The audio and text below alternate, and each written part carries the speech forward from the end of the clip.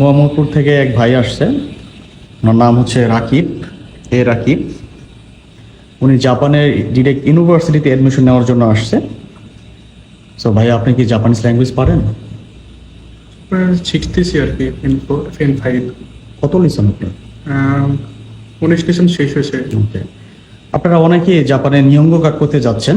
যারা bachelor complete বা masters complete তাদের উদ্দেশ্যে বলবো, যারা ইউনিভার্সিটি কমপ্লিট তাদের উদ্দেশ্যে বলবো, আপনারা ডিরেক্ট ইউনিভার্সিটিতে আমার মাধ্যমে অ্যাডমিশন নিতে পারেন।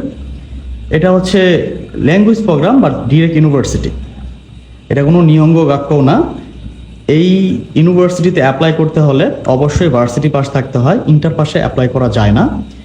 যাদের মিনিমাম 15 লিসন কমপ্লিট আছে, নাট জেএলপিটির প্রয়োজন হয় না, মিনিমাম 15 লিসন কমপ্লিট আছে, আপনারা মানাবির মাধ্যমে প্রসেসিং করিয়ে ডিরেক্ট ইউনিভার্সিটিতে অ্যাডমিশন নিতে পারেন।